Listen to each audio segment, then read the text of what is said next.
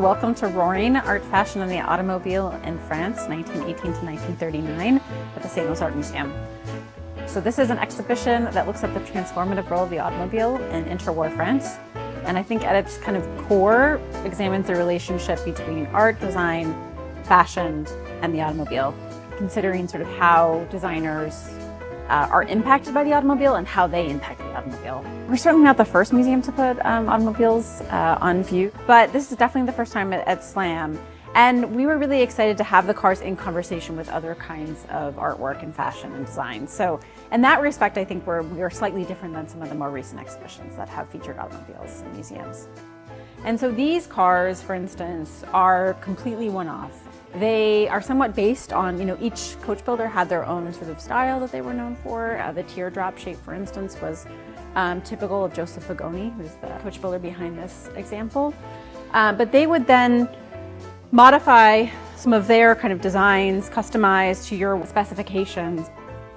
Well, I love the really, really dynamic and dramatic curves of the front fender is something that Fagoni is well known for.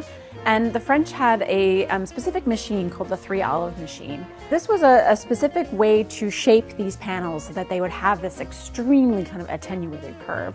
And so this is somewhat unusual for cars of this period. They were able really to kind of master the sloping line. I really wanted to choose a Delage car.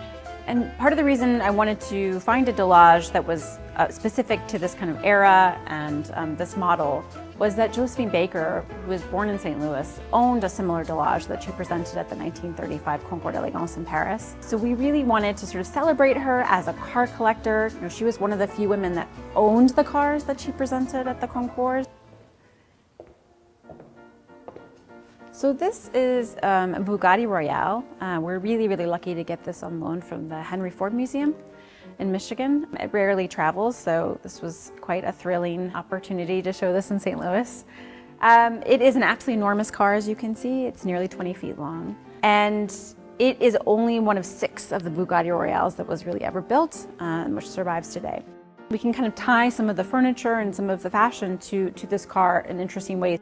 You see kind of an emphasis on the sort of elongation of the lines. Sometimes that kind of paint schemes also can reflect the textiles interiors of the period. And certainly we talked about the inclusion of rare woods that you'll see often in interiors as well, and sometimes in the exteriors of the cars too.